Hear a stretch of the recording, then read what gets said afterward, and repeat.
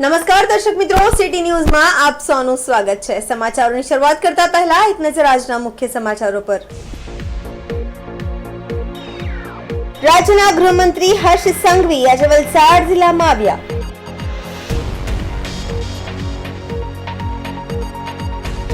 સાંસદ શ્રી ઉમેશ પટેલે બ્રિટિશ સંસદમાં ભારતનું પ્રતિનિધિત્વ કર્યું।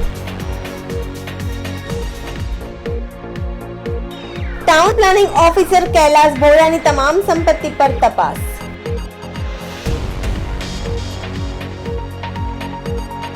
ट्रक में एक बाइक सवार बे युवानो धड़ाकाभेर અથડાતા બંનેની હાલત ગંભીર। હવે સમાચાર વિગતવાર જોઈએ। રાજ્યના ગૃહમંત્રી હર્ષ સંઘવી આજે વલસાડ જિલ્લામાં આવ્યા હતા, જ્યાં તેઓએ સૌપ્રથમ ધરમપુરમાં વિવિધ ગણેશ પંડાલોની મુલાકાત લઈને દાદાના દર્શન કર્યા હતા। ત્યારબાદ વલસાડમાં પણ અનેક ગણેશ પંડાલોમાં તેઓએ દાદરાના દર્શન કરીને આશીર્વાદ લીધા હતા। આ પ્રસંગે ભાજપના અગ્રણીઓ અને કાર્યકર્તાઓ પણ મોટી સંખ્યામાં ઉપસ્થિત રહ્યા હતા। ધરમપુરમાં હર્ષ સંઘવીએ ભાજપના એક અગ્રણીના ઘરે દુઃખદ પ્રસંગમાં હાજરી આપી હતી। ત્યારબાદ શહેરના પૌરાણિક કલારામ મંદિરના દર્શન કરીને વિવિધ ગણેશ મંડળોમાં દાદાના દર્શન કર્યા હતા। ત્યારબાદ વલસાડમાં દદિયાફલિયામાં યોજાઈ રહેલ ગણેશ મહોત્સવમાં દાદાના દર્શન કરી ધન્યતા અનુભવી હતી, સાથે જ લોકોને સંબોધન પણ કર્યું હતું। આ પ્રસંગે ઉપસ્થિત યુવાનોને ડ્રગ્સ અને વ્યસનના દૂષણથી દૂર રહેવા અપીલ કરી હતી। ડ્રગ્સના દૂષણ સામેની લડાઈમાં મહિલાઓ પણ મહત્વનું યોગદાન આપવા અપીલ કરી હતી। આમ ગણેશ મહોત્સવમાં શાંતિપૂર્ણ માહોલમાં ઉજવણી કરીને સમાજમાં પ્રવર્તતી બદીઓથી દૂર રહેવા અપીલ પણ કરાઈ હતી।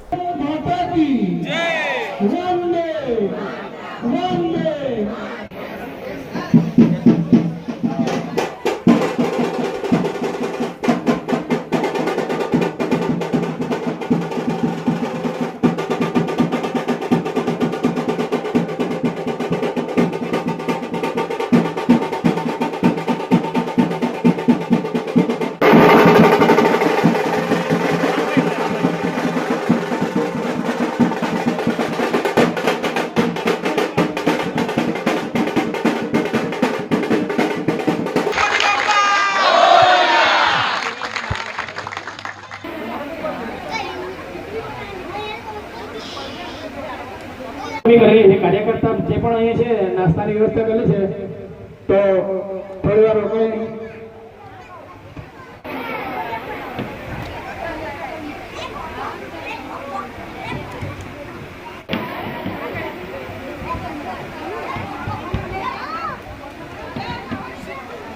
આજે વલસાડ જિલ્લામાં ધરમપુર અને વલસાડ નગર ખાતે ગણપતિજીની જે સ્થાપનાઓ કરવામાં આવી છે, અનેક મંડળોના આમંત્રણ પર આજે ભારતીય જનતા પાર્ટીના સૌ આગેવાનો જોડે બપ્પાના ચરણોમાં વંદન કરીને લોકોને મળવાનો અવસર પ્રાપ્ત થયો છે। આજે વલસાડ જિલ્લાના સૌ મંડળો પર મેં મારી માતાઓને, વડીલોને ખાસ કરીને એક સંકલ્પ લેવા માટેનો એક પ્રયાસ કરાવ્યો છે। સૌ માતાઓને મેં અપીલ કરી છે કે ગણપતિજીની સ્થાપના આપણે વર્ષોથી કરીએ છીએ, દર વર્ષે એક સામાજિક કામ આપણે લોકોએ હાથમાં લેવું જોઈએ, અને એ સામાજિક કામ આ વર્ષે મારી સૌ માતાઓએ મને આશીર્વાદ આપ્યા છે ડ્રગ્સની સામે લડવા માટેનું, અને આ લડાઈને પોતપોતાના ફલિયામાં, પોતપોતાના વિસ્તારમાં આગળ વધારવા માટે મેં અપીલ કરી છે।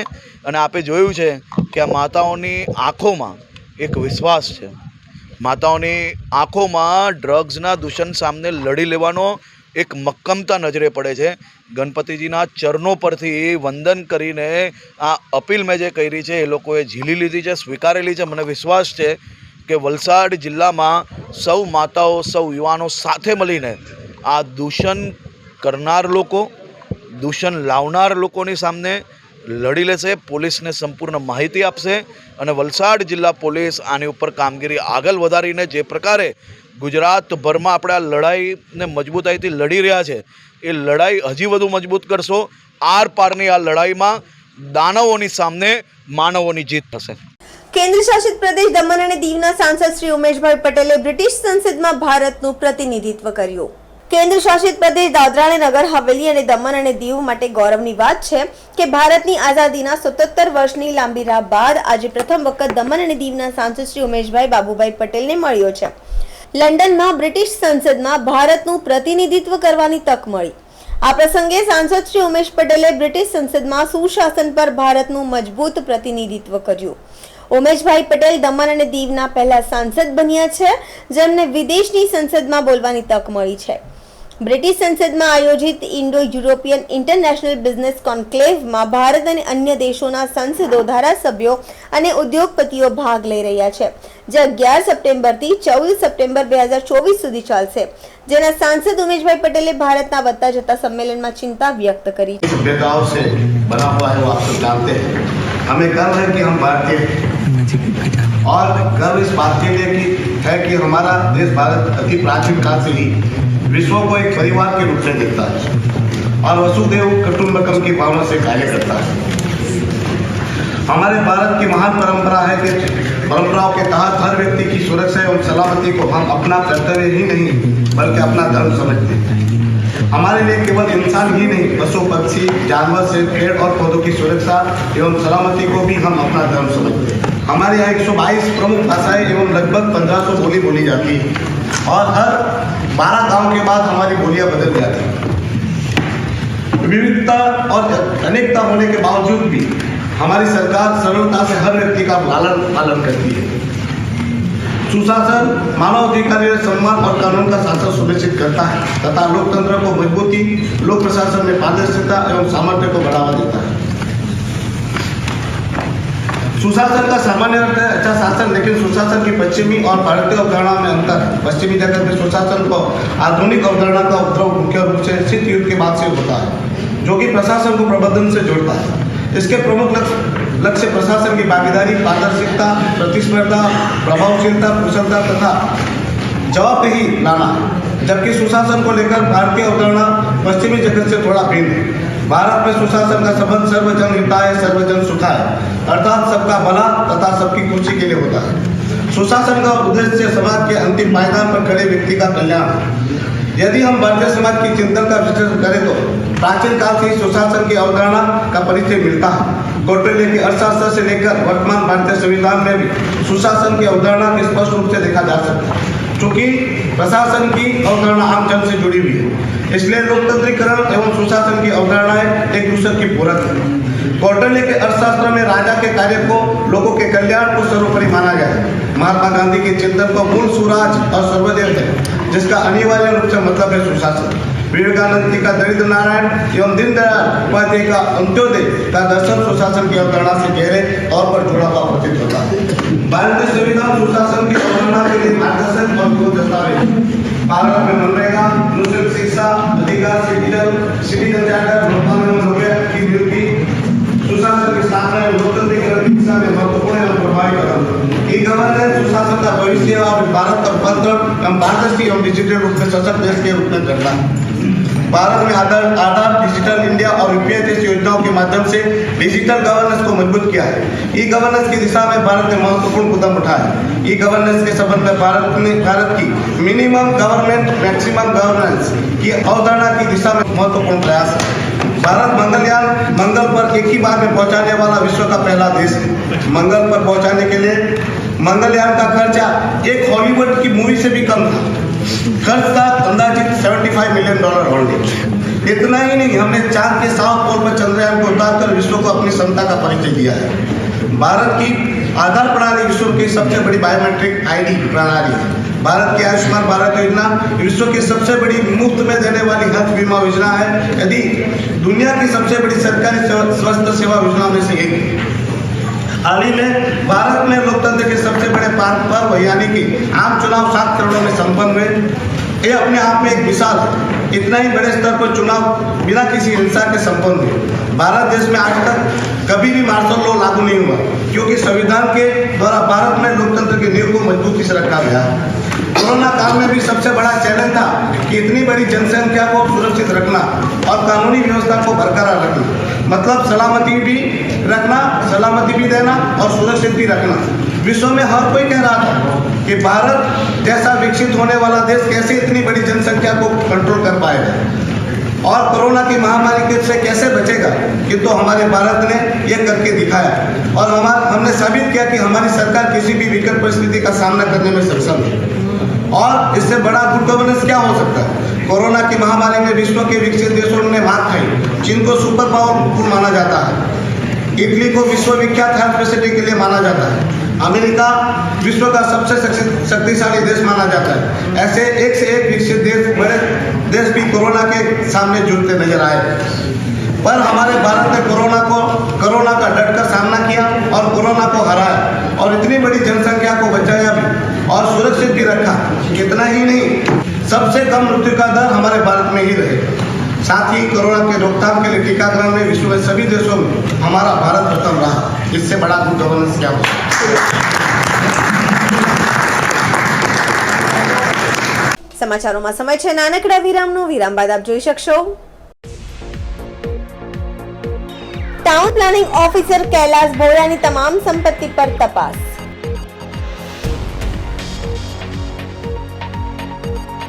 ટ્રકમાં એક બાઇક સવાર 2 યુવાનો ધડાકાભેર અથડાતા બંનેની હાલત ગંભીર.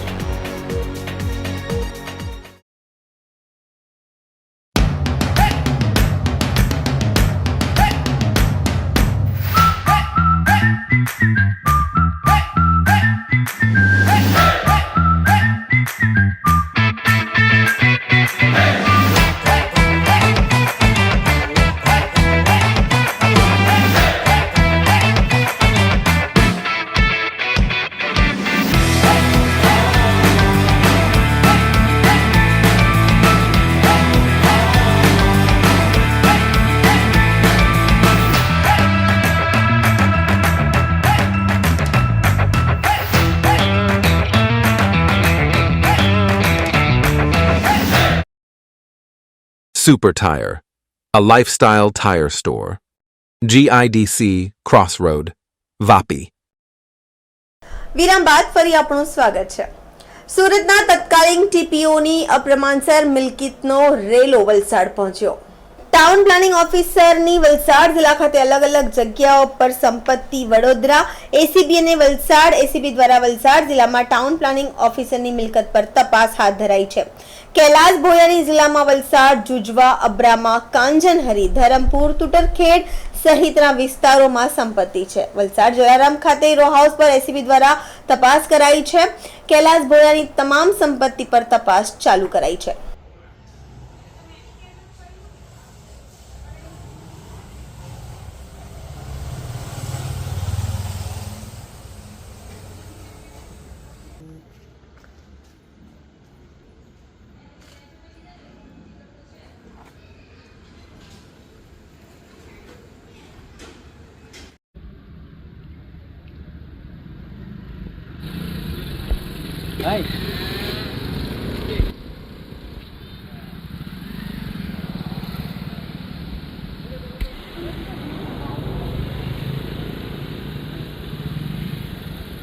મારા જનસેવા સંગઠન અને રાજસ્થાન દ્વારા દાદરા ટાઉન હોલ ખાતે ગણેશ સ્થાપના કરવામાં આવી છે, જેનો આરતી અને પૂજાનો લાભ નગરપાલિકા પ્રમુખ અને ઉદ્યોગપતિ પિંકી ખેમાનીએ લીધો હતો. મારા જનસેવા સંગઠન રાજસ્થાન દ્વારા દાદરા ટાઉન હોલ ખાતે અત્રાચા રાજાનો ગણેશ સ્થાપના કરવામાં આવ્યો છે અને આ અવસર પર કૈલાસ નગરપાલિકાના પ્રમુખ રજની શેટ્ટીએ દાદરાચા રાજાના આરતી કરી હતી. સાથે ઉદ્યોગપતિ પિંકી ખેમાણી પણ ઉપસ્થિત રહી હતી. તો સર પર દાદરા નગર હવેલી હિન્દુ સંગઠનના યુવાનો પણ મોટી સંખ્યામાં ઉપસ્થિત રહી કાર્યક્રમની સભા વધાવી હતી.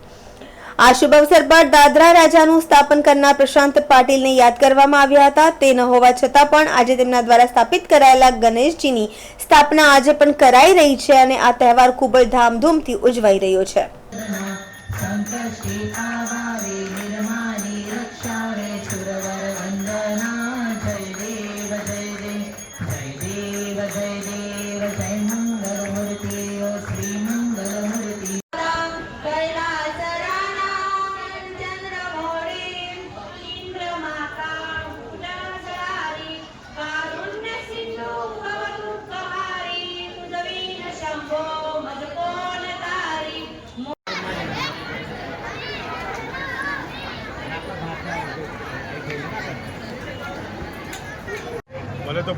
देशवासियों को गणपति बप्पा मौर्य, जय श्री राम।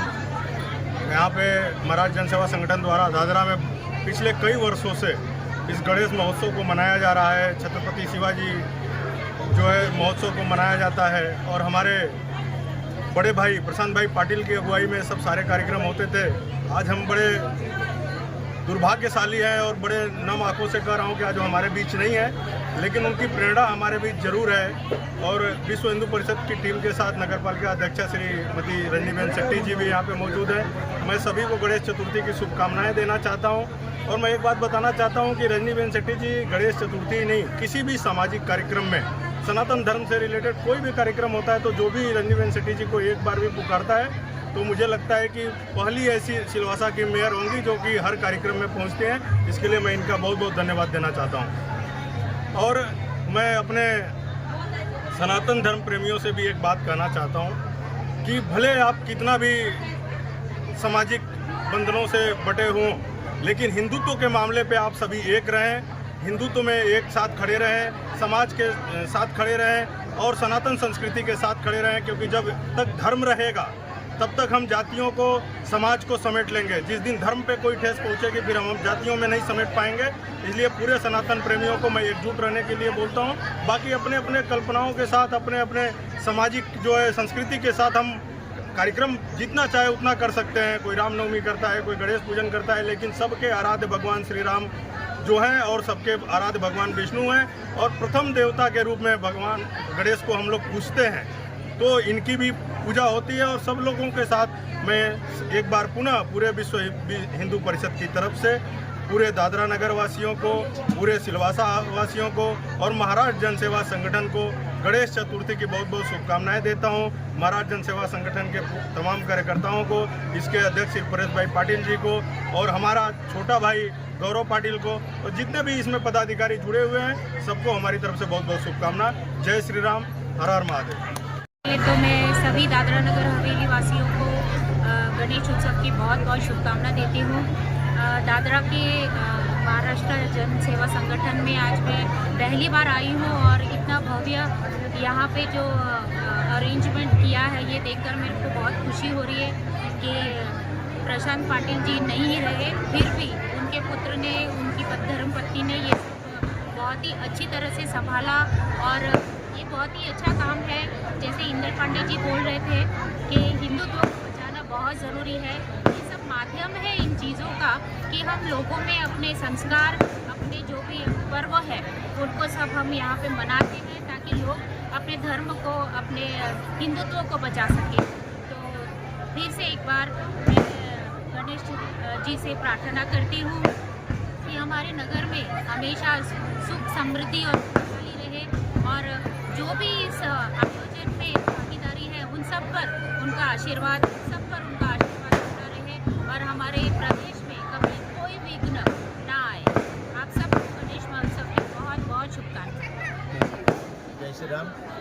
मैं तो पहले ये देशवासियों को गणपति की हार्दिक शुभकामनाएं देना चाहता हूँ और ये जो कार्यक्रम है हमारे प्रशांत भाई के प्रेरणा स्तोत्र से हमारे मार्गदर्शक श्री उदय भाई और भारती बहन, इनके मार्गदर्शन में हमने कार्यक्रम का आयोजन किया है और करते आ रहे हैं 14 सालों से और ये करते रहेंगे।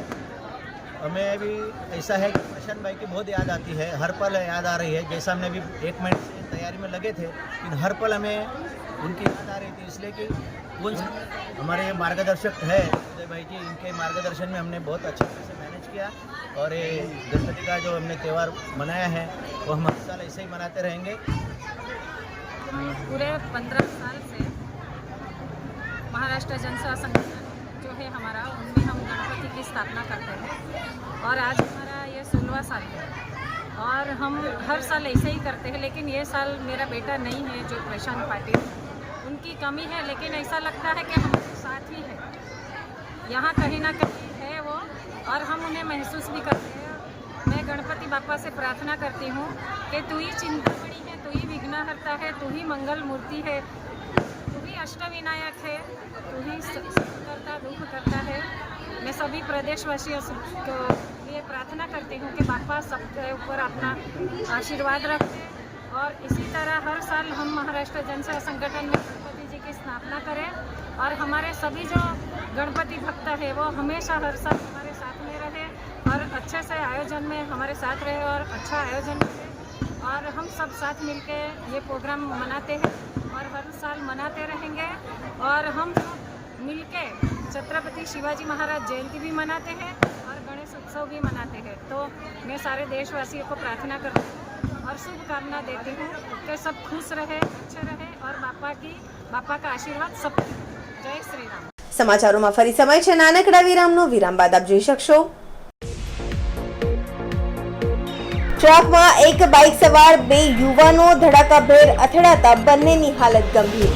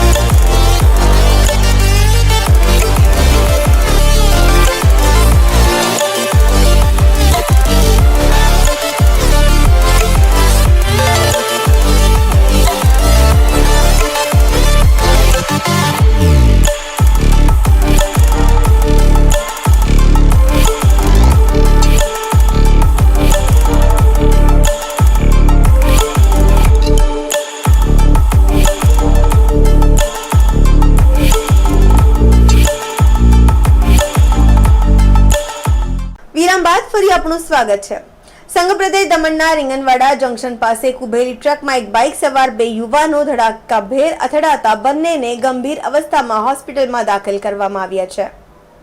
બનાવની વિગત પ્રમાણે ગુરુવારના રોજ સાંજે 5 પહેલા ડાભેલની રમણભાઈ ચાલમાં રહેતા વિકાસ મહતો અને તેનો મિત્ર Subhash KTM bike number MH48 AV0302 પર સવાર થઈ પૂરપાટ ઝડપે ડાબેલથી દમણ સિટી વિસ્તાર તરફ આવી રહ્યા હતા, જ્યાં રીંગણવાડા જંકશન પાસે એક MH04GF4627 નંબરની ટ્રક ઊભી હોય એમાં બાઇક સવાર યુવાનો પાછળથી આગળના ટાયર તરફ ધડાકાભેર ઘૂસી જતા ગંભીર અકસ્માત સર્જાવા પામ્યો હતો, જેમાં વિકાસ મહતોને માથાના અને શરીરના ભાગે ગંભીર માર વાગતા તે લોહીલુહાણ હાલતમાં રસ્તા પર પટકાઈ જવા પામ્યો હતો, જ્યારે સુભાષને નાની મોટી ઈજાઓ થવા પામી હતી. આ ઘટનામાં બાઇકનો કચ્છરઘાણ નીકળી જવા પામ્યો હતો અને બાઇકનું આગળનું ટાયર છૂટું પડી જતા રસ્તા પર પડેલું જોવા મળ્યું હતું. બનાવના પગલે તુરંત રસ્તા પરથી પસાર થતા વાહન ચાલકો અને રાહદારીઓ એકત્રિત થઈ ગયા હતા અને તુરંત એમ્બ્યુલન્સ અને અકસ્માત અંગે દમણ પોલીસને જાણ કરી હતી.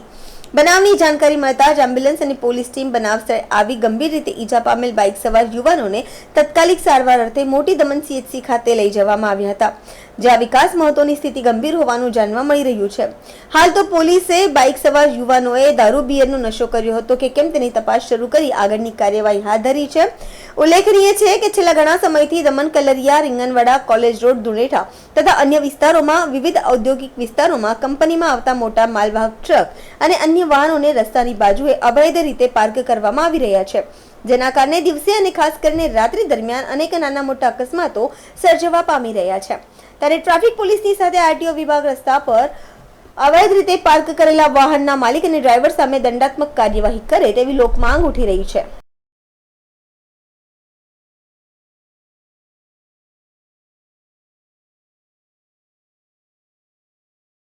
સમાચાર પૂરા કરતા પહેલા એક નજર આજના મુખ્ય સમાચારો પર. રાજ્યના ગૃહમંત્રી હર્ષ સંઘવી આજે વલસાડ જિલ્લામાં આવ્યા.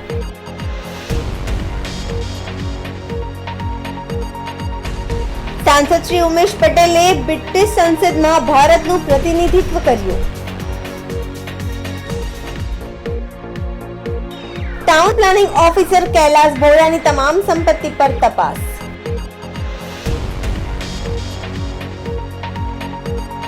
ટ્રકમાં એક બાઇક સવાર 2 યુવાનો ધડાકાભેર અથડાતા બંનેની હાલત ગંભીર.